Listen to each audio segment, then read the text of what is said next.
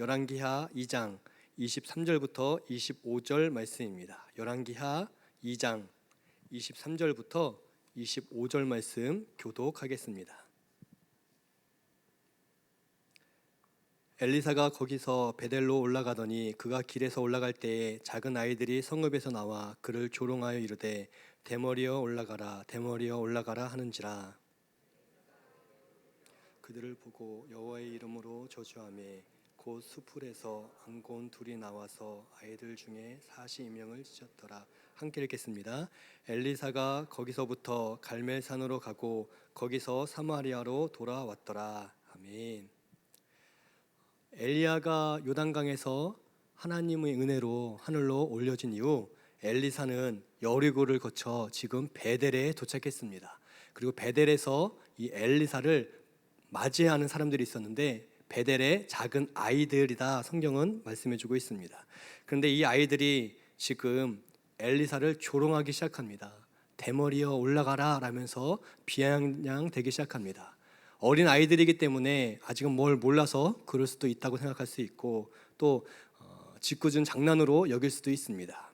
그런데 성경은 그것을 장난이다 표현하지 않고 분명히 조롱하고 있다라고 이야기해주고 있습니다. 조롱한다는 것은 의도를 가지고 얕보고 지금 놀린다는 의미를 내포하고 있습니다. 하나님의 사람 엘리사를 작은 아이들이 조롱하면서 대머리여 올라가라. 근데 이 말을 반복해서 대머리여 올라가라, 대머리여 올라가라 이야기합니다. 그만큼 성경은 지금 이 아이들이 엘리사를 조롱하고 있음을 분명히 우리에게 가르쳐주고 있습니다. 그때 엘리사가 고개를 돌이켜 아이들을 본 후에 저주했다 이야기합니다. 그러자 곰 2마리가 나와서 42명의 아이를 죽였다 성경이 말씀해주고 있습니다. 엘리사가 대머리였다는 사실도 사실 놀랐습니다. 왜냐하면 엘리사는 나이가 많은 사람이 아니라 상대적으로 젊은 사람이었기 때문입니다. 그러니까 젊은 나이에 대머리라는 것 인간적으로 본다면 콤플렉스일 수 있고 또 본인에게는 상처일 수 있습니다.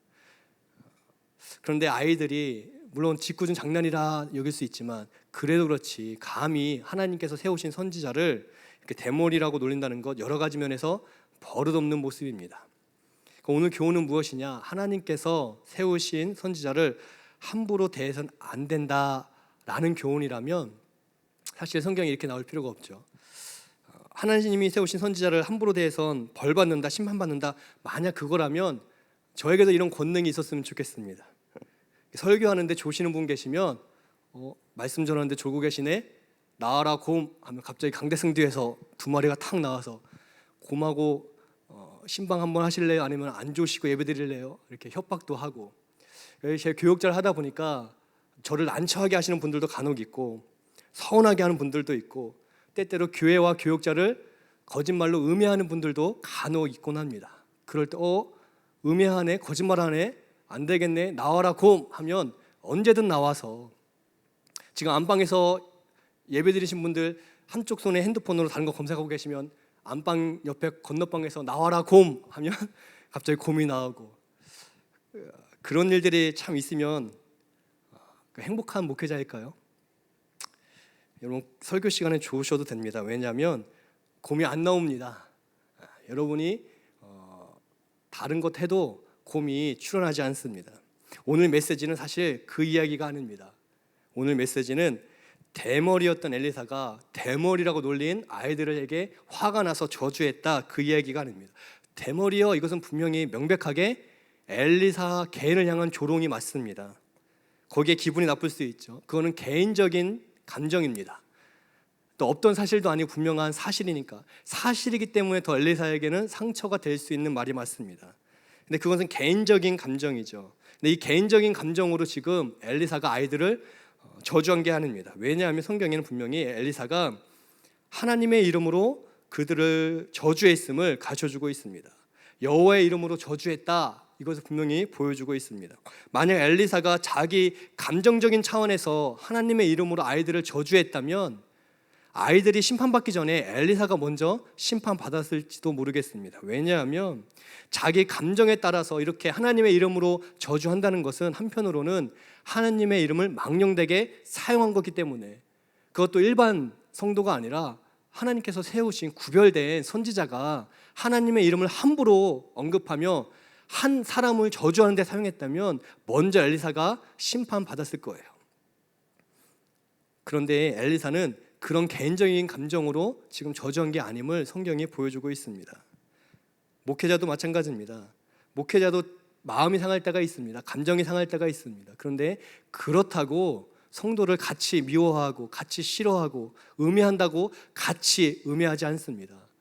그래도 목회자도 사람인데 뭐 그런 거 아니겠어요 한다면 제가 단언컨대 목회자를 잘못 보신 겁니다. 만약 그런 목회자라면 하나님께서 사용하지 않습니다. 자기 감정에 따라 성도를 사랑할 때가 있고 미워할 때가 있고 교회를 즐겁게 섬길 때가 있고 교회를 함부로 여길 때가 있는 목회자라면 하나님께서 같이 하지 않으십니다. 목회자는 그런 사람이 아닙니다. 그러니까 지금 엘리사가 그것을 우리에게 보여주고 있어요. 엘리사는 당대에 하나님께서 세우신 귀한 선지자였는데 지금 자기를 저주한다고 자기를 조롱한다고 사람들을 이 아이들을 저주한 게 아님을 보여주고 있습니다. 그럼 왜 엘리야는 개인적인 감정이 아님에도 불구하고 왜 저주를 했을까? 바로 대머리여 하는 그 말 때문이 아니라 그 뒤에 올라가라 하는 말 때문이었습니다. 대머리여 때문에 화가 난 게 아니라 올라가라 라는 비아냥 때문에 지금 엘리사가 거룩한 분노를 내고 있는 거라는 거죠. 지금 올라가라는 뜻은 다른 데 가는 뜻이 아닙니다. 우리 동네를 떠나가라, 우리 동네에서 빨리 나가라 이런 뜻이 아닙니다. 왜냐하면 베델은 높은 지대에 있는 도시였습니다. 그러니까 여리고에서 베델을 갈 땐 여리고에서 베델로 올라갑니다. 그래서 23절에도 거기서 여리고에서 베델로 올라갔다는 표현이 나옵니다. 높은 도시이기 때문에 거기 갈 땐 올라간다라는 표현을 쓰고 있어요. 근데 베델은 이스라엘에 있는 도시들 중에 가장 위에 있는 도시였기 때문에 거기서 더 다른 데로 올라간다는 건 사실 상식적이지 않은 내용입니다. 그러니까 지금 물리적으로 다른 데 올라가는 뜻이 아니라는 거죠. 여기서 말하는 올라가라는 것은 바로 며칠 전 있었던 사건을 이 아이들이 이야기를 하는 겁니다. 그 사건은 무엇이었냐면 베델을 지나 여리고를 지나 요단가 강가에서 있었던 일, 엘리야가 하나님의 은혜 가운데 하늘로 올라간 일, 그것을 지금 이 아이들이 비아냥거리로 조롱거리로 삼아 엘리사에게 이야기를 했다는 겁니다. 사실 우리가 이 열왕기하를 계속 지금 살피고 있는데 2장 초반에 엘리야와 엘리사가 둘이 같이 길갈을 떠나서 지금 베델에 도착하고 베델을 떠나 여리고에 갈 때 베델과 여리고에는 선지자 학교가 있었는데 거기 학생들, 선지자 학생들이 나와서 오늘 하나님께서 엘리야 선생님을 하늘로 올리실 것을 알고 계십니까? 라고 질문하는 장면이 반복적으로 나옵니다. 그리고 베델과 여리고에 있는 선지자뿐만이 아니라 이 거룩한 소문, 하나님께 기쁘게 쓰임 받았던 이 엘리야를 하나님께서 올리실 것이다. 이 소문이 베델에도 여리고에도 가득했다는 거예요. 그것이 회제되고 있는 중이었다는 겁니다. 그렇게 선지자 학생들뿐만이 아니라 그 지역에 있는 사람들까지도 엘리야가 올라갈 것을 알고 있었습니다. 그리고 며칠 지나서 함께 이 베델에 왔었던 엘리야와 엘리사 중에 엘리야는 정말 사라지고 엘리사만 며칠 후에 돌아왔을 때의 반응이 오늘 말씀이라는 거예요. 이들은 거룩한 소문은 들었지만 믿지 않았습니다. 하나님께서 엘리야를 하늘로 올린다고, 하늘로 데리고 간다고, 올라가게 한다고. 근데 정말 며칠 후에 엘리사 혼자 나타난 걸 보면서 하나님 정말 살아계시는구나, 하나님 정말 올리셨구나 한 게 아니라 엘리사를 향해서 너도 올라가 봐. 네 스승이 올라갔다며, 네 스승이 하늘로 가서 지금 갔다며, 너도 한번 올라가 봐. 그럼 믿을게 라는 비아냥이 지금 이 말 속에 담겨져 있다는 거예요. 그래서 엘리사가 하나님의 이름으로 지금 저주를 한 것이고 하나님께서 이 엘리사가 말하는 이 저주를 받아 지금 응답하셔서 42명의 아이들을 죽이셨다는 겁니다. 엘리사 한 명을 향한 조롱이 아니었기 때문에 이것은 하나님을 향한 베델 사람들의 마음이 어땠는지를 분명히 보여주는 사건이었기 때문에 지금 이 사건은 그냥 단순히 엘리사가 대머리여서 조롱한 것이 아닙니다. 또 하늘로 승천한 엘리야를 조롱한 것도 아닙니다. 엘리야를 하늘로 올리신 하나님을 향해서 그들의 불신앙이 얼마나 컸는지를 단적으로 보여주는 사건이라는 거죠. 왜 하필 이 작은 아이들이 그랬을까요? 이스라엘은 나이 40, 40 이하에 결혼하지 않는 사람들은 아이라고 부르는 그런 관습이 있었습니다. 그래서 어쩌면 이 아이들은 우리 생각보다 나이가 많은 20대, 또 결혼하지 않은 30대일 가능성도 있습니다. 근데 이제 성경에 기록된 대로 작은 아이들일 가능성도 큽니다. 중요한 것은 이 아이들이 하필 악한 아이들만 모여서 그랬을까요?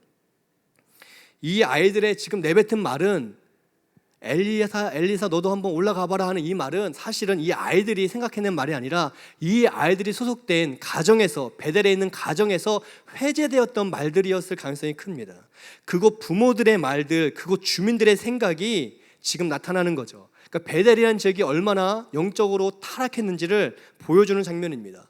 이 부모 세대가 어른들이 했던 말들을 아이들이 귀담아 듣고 자주 듣다 보니까 이 아이들이 엘리사를 발견하자마자 엄마한테 들었는데요, 아빠한테 들었는데요 하면서 함부로 지금 이야기를 내뱉는 거예요.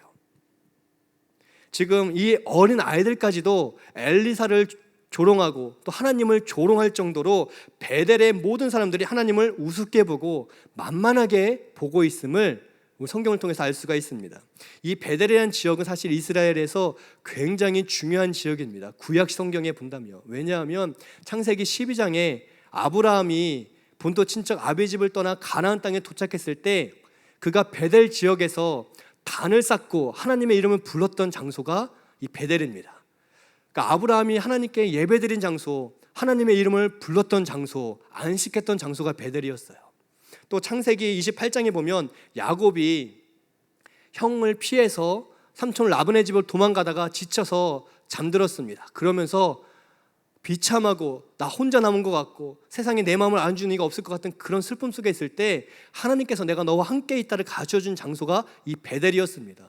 그러니까 야곱이 잠에서 깬 후에 하나님 나와 함께 계셨구나, 내가 혼자 있는 게 아니라 내가 지금 비록 도망자가 되었지만 하나님 지금 나와 함께 하는구나, 이곳이 하나님이 계신 곳이고 이곳이 하나님의 집이구나 하면서 그곳 이름을 베델로 지은 장면이 이 창세기 28장에 나옵니다. 또 창세기 35장에는 바로 이 야곱이 이스라엘로 이름이 바뀌는 장면이 나옵니다. 그가 야복 강가에서 이름이 이스라엘로 바뀌었지만 그러나 한동안 야곱으로 계속 썼습니다. 그러다가 창세기 35장에 하나님께서 다시금 야곱에게 네 이름은 이스라엘이다, 더는 야곱이라 하지 마라 라고 말씀하십니다. 그리고 야곱이 기쁨 중에 그곳에서 다시금 제단을 쌓는 장면이 창세기 35장에 나옵니다. 사무엘상 7장에서는 사무엘이 이스라엘을 다스리던 때에 선지자로 또 사사로서 이스라엘을 다스릴 때에 이 사무엘이 1년에 한 번씩 꼭 가는 장소가 나오는데 매해 꼭 가서 확인한 장소가 세 군데가 나옵니다. 베델, 길갈, 미스바. 베델과 길갈과 미스바는 사무엘이 매해 찾아가서 순회했던 장소다. 사무엘상 7장에 정확하게 기록할 만큼 굉장히 중요한 장소입니다. 오늘날 우리가 성지 순례를 간다면 예수님이 활동하신 예루살렘 또 갈릴리 지역을 주로 성지 순례를 갑니다. 그런데 만약 구약 시대로만 한정해서 우리가 성지 순례를 간다면 갈릴리 지역이 아니라 사실은 베델, 무조건 이 베델로 가야만 합니다. 오늘날 성지 순례로 베델을 가는 사람은 없지만 그러나 구약 성경을 기반으로만 본다면 베델은 이처럼 하나님을 만난 장소, 하나님께 제단을 쌓아 예배드린 장소, 또 하나님 나와 함께 계신 것을 깨달았던 장소가 이 베델 지역이었다는 거예요. 그만큼 이스라엘에게는 굉장히 중요하고 유서 깊은 장소가 베델 지역이었습니다. 그런데 그랬던 베델 사람들이 왜 이처럼 하나님을 조롱하고 선지자를 조롱하는 동네가 되었는가? 그것은 이스라엘의 분열 역사를 보면 알 수가 있습니다. 이스라엘이 북왕국 이스라엘, 북이스라엘과 남유다로 나눠지게 되었습니다. 북이스라엘의 왕은 여로보암이었는데 절기마다 북이스라엘 사람들, 자기의 사람들이 남유다 예루살렘을 향해서 나아가서 거기서 제사를 드리고 왔는데, 그러면서 혹시 북이스라엘 사람들이 마음이 바뀌어서 남유다로 이전하지 않을까?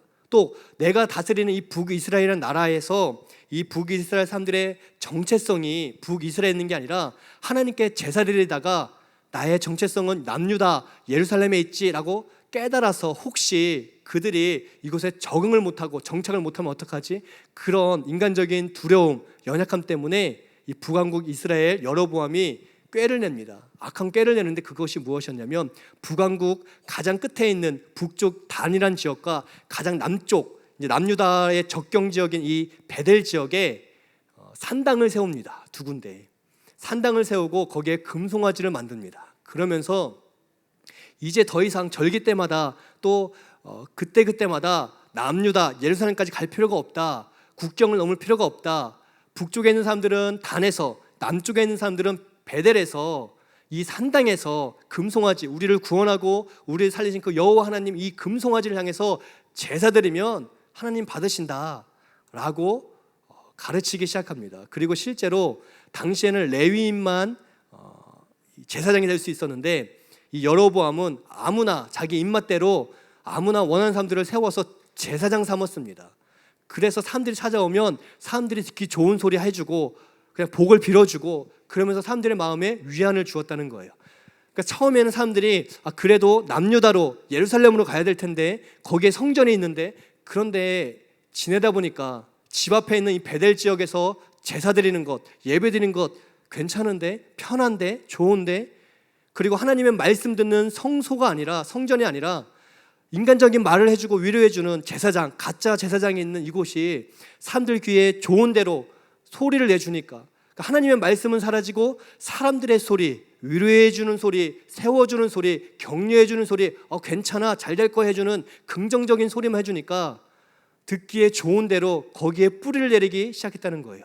베델은 그 전까지는 아주 중요한 장소, 정치적으로 경제적으로 뿐만이 아니라 하나님을 향한 신앙적으로도 아주 중요한 장소였는데 그런데 여로보암의 이 정책 이후로는 사람들이 정착이 되어 버렸다는 거예요. 더는 예루살렘에 가지 않고 편하게 내가 가고 싶은데 근처에 그러니까 쉽게 갈 수 있는 그런 산당에 가서 나에게 죄를 지적하고 또 내 영혼을 깨우는 게 아니라 잘하고 있어, 열심히 하고 있어, 너 복 받을 거야, 성공할 수 있어 말해주는 제사장이 있는 곳, 그곳에서 신앙생활을 하다 보니까 거룩한 하나님의 말씀은 사라지고 인간들의 소리만 가득한 장소가 되었다는 거죠. 그러면서도 북이스라엘, 우리를 향한 하나님의 나라, 우리를 향한 하나님의 성전이 계신 곳, 우리를 향한 하나님이 계신 곳이라고 여기며 신앙생활을 했는데 북이스라엘을 위한 하나님은 없습니다. 이것은 명백히 우상숭배죠. 여호와 하나님의 이름을 말하지만 거기에 하나님이 계시지 않고 북이스라엘만을 위한, 베델만을 위한 우상이 거기에 자리 잡게 되었습니다. 편하게 예배드리고 듣기 좋은 소리만 하는 그곳은 참된 예배와는 거리가 먼 우상을 숭배하는 장소라는 거예요. 하나님을 섬긴다고 하면서도, 그래서 이들은 하나님을 섬긴다고 하면서도 하나님을 우습게 여겼고 하나님 말씀을 경청한다고 하면서도 하나님 말씀을 조롱했던 장소가 되었다는 겁니다. 그래서 불과 며칠 전에 엘리야와 엘리사가 그곳에 와서 곧 엘리야가 하늘로 올라질 것을 다 알았지만, 들었지만 그것을 우습게 여기고 그것이 조롱거리로 삼는 그런 동네가 되어버렸다는 거예요. 이것을 성경은 타락이라고 말합니다. 타락, 베델이 타락한 거예요. 이런 영적인 타락이 베델을 오염시켰습니다. 그리고 그런 오염된 베델 지역에서 나고 자란 어린아이들도 그 불신앙과 타락을 무분별하게 받아들였다는 거예요. 깨끗하고 맑은 아이들이었지만 그러나 이 아이들이 어른들이 말한 대로 듣고 어른들이 행동한 대로 행동하면서 어린아이, 작은 아이임에도 불구하고 그들의 말과 행동과 마음가짐은 하나님을 향해서 타락된 본성을 드러내는 죄인들이 되었다는 거죠. 그래서 엘리사를 만났을 때 이 아이들이 엘리사를 알아본 후에 경멸하며 대머리여 너도 올라가 봐, 너 올라간다는데, 너네 스승도 올라갔다는데 너도 해봐. 부모에게 들은 대로, 그 동네에서 들은 대로, 어른들이 이야기한 대로 그들이 엘리사를 조롱하기 시작했습니다. 하나님께서는 의로우신 분이십니다. 하나님은 영광과 찬양을 받으시는 분이십니다. 그리고 하나님은 죄를 미워하시되 반드시 그 죄를 심판하시는 분이신데 그 죄의 심판은 어른들뿐만이 아니라 아이들도 마찬가지임을 성경이 보여주고 있습니다. 우리는 오해할 때가 있습니다. 아이들이 잘못 나가고 잘못된 언어로, 잘못된 행동으로 신앙생활을 엉망으로 해도 크면 괜찮겠지, 어린아이니까 용서해 주겠지. 아니요, 그렇지 않음을 성경이 보여주고 있습니다. 아이일지라도 죄 가운데 있으면 하나님 심판하십니다.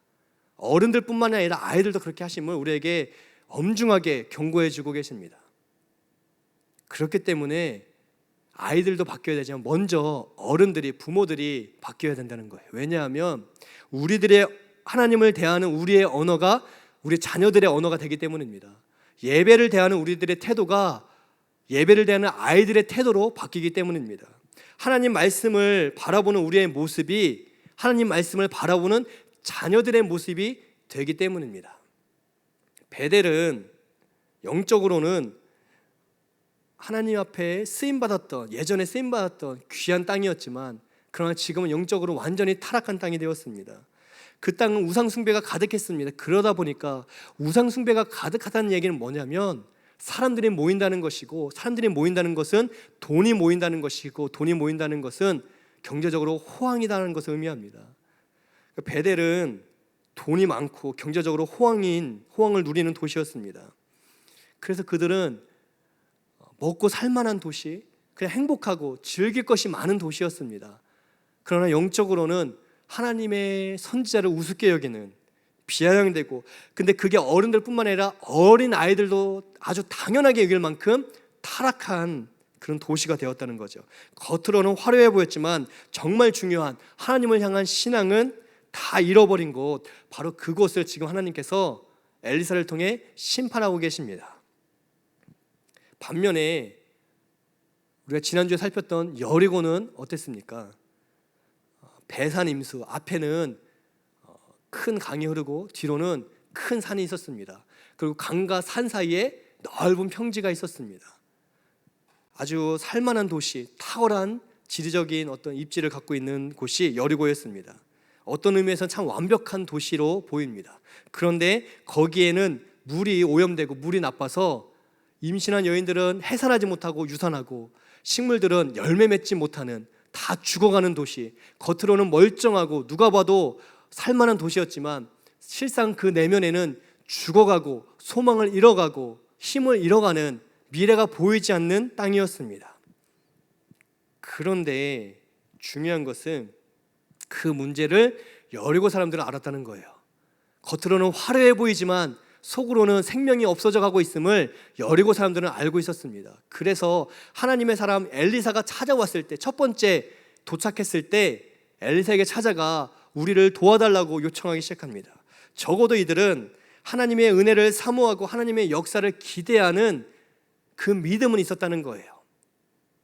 그 믿음이 비록 작아 보일지라도 하나님은 작은 믿음까지도 응답하시는 분이시기 때문에 여리고 사람들이 엘리사를 통해 하나님의 은혜를 구했을 때 하나님께서는 은혜 속에서 물이 깨끗해지도록 변화시켜 주셨고 새로운 소망과 기쁨이 그 땅에 가득했더라. 그것이 여리고성의 이야기였습니다. 베델은 불신앙 가운데 하나님의 심판을 통해 하나님의 살아계심을 경험했죠. 아이들이 죽는 심판을 통해 하나님 살아계시는 것을 경험했습니다. 여리고는 비록 작은 믿음으로 보이지만 그러나 그 믿음 속에서 하나님의 은혜를 통해 하나님의 살아계심을 경험하는 땅이 되었습니다. 이 두 도시는 바로 옆에 있는 도시였습니다. 그리고 두 도시에는 똑같이 선지자 학교가 있었습니다. 그런데 한 도시는 하나님의 은혜 속에 하나님의 살아계심을 경험했고 한 도시는 훨씬 더 유서 깊은 도시였지만 하나님의 은혜가 기억된 도시였지만 그러나 하나님의 심판을 통해서야지 비로소 하나님 살아계심을 경험하는 비참한 도시가 되었습니다. 이 차이가 어디서 왔는가? 그 도시의, 그 공동체의 영적인 분위기, 영적인 감각에서 이 큰 결말의 차이가 있었음을 볼 수 있습니다. 여리고는 그래도 그런 피폐함 속에, 절망하는 속에서도 하나님을 찾는 믿음, 그런 분위기가 있었습니다. 그래도 하나님, 엘리사가 온다는데 엘리사를 통해서 하나님 역사하실 거야 라는 이 영적인 감각이 있었다는 거예요. 베델은 지금은 괜찮으니까, 지금은 먹고 살만한데 엘리사가 온들 뭐 그냥 그럭저럭 지금 괜찮게 살고 있는데, 돈도 있고 경제적으로 여유가 있는데 뭐 그냥 이렇게 지나가는 거지 뭐 하는 영적인 무감각함, 그것이 베델에 있었다는 거예요. 편한 대로, 좋은 대로, 그냥 적당하게 내가 신앙생활 해도 괜찮던데, 우리 부모들도 그렇게 살았는데 뭐 하는 마음이 이 베델에 가득했다는 겁니다. 그래서 이런 분위기, 이런 영적인 감각이 중요합니다. 왜냐하면 공동체가 어떤 분위기를 갖고 있는가, 어떤 영적인 감각을 갖고 있는가에 따라서 전체가 완전히 다른 신앙생활을 할 수 있기 때문에 그렇습니다. 지금 우리의 가정은 어떠한가, 우리의 교회는 어떠한가, 우리는 무겁게 이 말씀을 통해서 돌아봐야 합니다. 우리 가정은 지금 하나님을 어떻게 대하고 있는가, 우리 교회는 지금 어떤 모습으로 하나님을 섬기고 있는가, 이게 중요합니다. 왜냐하면 이 공동체 안에서 우리가 어떻게 신앙생활하는가 하는 이 신앙관이 정립되기 때문에, 세워지기 때문에 그렇습니다. 가정에서 교회와 목회자와 성도를 비난하고 비판하는 게 왜 무섭냐면 어린 자녀들이 듣고 있기 때문에 그렇습니다. 그거 아니면 무서울 게 없습니다. 사실은 대통령도 욕하는 시대인데 집에서 목회자를, 교회를 욕할 수 있죠. 비난할 수 있죠. 근데 그게 왜 무섭냐면 그렇게 내뱉는 말들이, 그냥 내 기준으로 판단해서 하는 말들이 자녀들에게는 비수처럼 새겨진다는 거예요. 엘리사가 베델에 왔을 때 베델의 어른들이 와서 이렇게 조롱하지 않았습니다. 왜 그랬을까요? 어른들은 그래도 깨어 있어서, 어른들은 그래도 선지자를 존중해서 그렇지 않습니다. 어른들도 타락하고 어른들도 우습게 여기고 대머리에 올라가는 이 이야기는 지금 어른들의 이야기예요. 어른들이 집에서 그 대머리가 온다고 올라가라 하지 뭐, 엘리야 올라갔다며, 우리 앞에서 한번 올라가라고, 그래 그러면 우리가 믿지 뭐, 이런 말들을 어른들이 심심치 않게 했기 때문에 아이들이 이렇게 된 거죠. 그럼에도 어른들은 무엇을 잘하느냐? 연기를 잘합니다. 그런 마음인데 엘리사가 나타났을 때 어쩌면 환대했을지도 모르겠어요. 아, 선지자에 오셨느냐고, 수고했다고, 믿지도 않으면서 아, 엘리야가 올라가셨다는데 하나님께 영광의 박수를 드립니다 했을 수도 있습니다. 그러니까 어른들은 얼마든지 감출 수 있다고 생각했을 거예요. 그런데 문제는 그 어른들의 죄의 결과가 어린 아이들을 통해서 반드시 밖으로 드러나게 된다는 겁니다. 그냥 어른들이 하는 말들, 누가 듣겠어 했던 그 말들을 그 가정의 아이들이 듣고 그렇게 신앙생활을 한다는 거예요. 이 아이들이 엘리사를 보자마자 조롱하며 이야기합니다. 부모에게 들은 말대로, 동네 어른들이 하는 말대로, 그 공동체가 자주 하는 이야기를 아이들은 다 배우고 있다는 거죠. 어른들은 그것을 속이고 있을지 모르지만 그 죄는 속일 수가 없습니다. 반드시 어린아이를 통해, 누구른가를 통해서 드러나게 됨을 가르쳐주고 있습니다. 오늘 나의 말이, 나의 행동이 전수된다는 거예요. 자녀들에게, 혹은 신앙생활하는, 아직은 신앙이 성숙하지 못한 어떤 아이와 같은 신앙생활하는 깨끗한 분들에게 전염될 수가 있습니다. 그래서 우리는 지금 나는 어떤 마음으로 하나님과 교회를 대하고 있는가 점검해야만 한다는 거예요. 이 아이들의 신앙은요, 가정의 영적인 분위기에 따라 달라집니다. 하나님을 경외하고 예배드리게 힘쓰면 자녀들도 참된 예배자가 됩니다. 그러나 시기에 따라, 상황에 따라 예배드리는 것을, 신앙생활하는 것을 내가 편한 대로, 내가 볼 때 옳은 대로 하면 자녀들도 그렇게 자라갈 수밖에 없습니다. 크면 괜찮아지겠지, 그렇지 않습니다. 부모가 보이는 모습대로 자녀들이 자라갈 수밖에 없습니다. 부모가 예배 드릴 수 있는데도 예배를 우습게 여기면서 드린다면, 부모가 가정에서 온라인 예배 드릴 때 다른 거 검색하고 전화하고 하면서 그냥 틀어만 놓고 있으면 죄송하지만 아이들 교육부에서 똑같이 할 수밖에 없습니다. 왜? 본대로, 들은 대로 아이들이 신앙생활하기 때문에 그렇습니다. 내가 보기에 옳은 대로 하면 자녀들도 자기 보기에 옳은 대로 신앙생활을 합니다. 반대로 가정 안에서 하나님을 사랑하고 하나님의 말씀을 소망하고 또 교회를 사랑하는 가정이 되면 자녀들 세상 유혹을 따르지 않고 하나님 말씀을 따르는 자녀로 자라갈 수밖에 없습니다. 왜냐하면 보고 들은 대로 신앙생활을 하기 때문에 그렇습니다. 교회도 그렇습니다. 교회도 다 같은 교회가 아닙니다. 하나님께 다 같은 교회니까 오늘은 이 교회, 내일은 저 교회, 내일은 저쪽 지역에 있는 교회 같이 뭐 그렇게 할 수 없습니다. 하나님의 은혜를 소중히 여기고 예배드리는 것을 귀하게 여기는 마음이 우리 안에 있어서 이 몸된 교회를 사랑하고 목회자를 위해 기도하고 또 하나님의 말씀을 순종하여 하나님의 나라가 확장될 수 있도록 섬기며 봉사하는 교회, 그런 교회에서 신앙생활을 해야 하나님 기뻐하는 믿음으로 신앙생활할 수가 있습니다. 여러분, 오늘날 코로나19로 인해 많은 사람들이 병든 채 살아가고 있습니다. 실제로 병이 들어서 병든 생활을 하는 분이 있고, 병이 들진 않았지만 코로나19 때문에 마음이 상하고 불안하고 염려가 가득해서 마음엔 질병이 있는, 마음엔 우울함이 있는, 산소망을 잃어버린 사람도 많이 있습니다. 그런데 건강한 교회 안에서 신앙생활을 하면 병든 세상을 살아갈지라도 우리의 신앙은, 우리의 영혼은 깨끗하게 건강하게 살아갈 수가 있음을 꼭 믿으시기를 바랍니다. 우리 교회가 바로 그런 교회 되기를 축복드립니다. 우리가 그 마음으로 우리 교회를 사랑하고 목회자를 위해 기도하고 하나님의 말씀을 나의 말씀으로 받아 아멘으로 화답하는 성도가 되면 우리 교회가 그렇게 될 수 있습니다. 우리가 세상 일에 밝은 교회가 아니라, 세상 돈 버는 일에 밝은 교회가 아니라 하나님 말씀에 밝게 깨어있는 교회가 되기를 기도해 주십시오. 그러면 하나님 우리 교회를 통해서 맑고 깨끗한 생명수를 계속 부어주시고, 그런 우리 교회를 통해 이 지역을 살리고 많은 죽어가는 가정을 살릴 줄을 믿습니다. 우리 교회가 바로 그런 교회 될 수 있도록, 그리고 우리가 그런 성도로 아름답게 세워갈 수 있도록 우리는 기도하고 간구하고 소망한다면 하나님 우리 교회를 그렇게 만들어 가시고 우리 한 명 한 명을 그렇게 인도하실 줄을 믿습니다. 하나님을 경외하고 두려워할 줄 아는 이 예민한 감각, 하나님 살아계시지, 하나님 누구보다 우리를 주목하고 계시지, 이것을 분명히 깨달을 수 있는 영적인 예민한 감각이 우리 가정에 또 우리 교회에 가득해서 하나님께서 기뻐하시는 교회, 하나님께서 영광 중에 사용하시는 교회, 다 죽어가도 그러나 생명력 있게 주의 일을 감당하는 귀하고 복된 가정, 교회 되시기를 예수님의 이름으로 축복드립니다.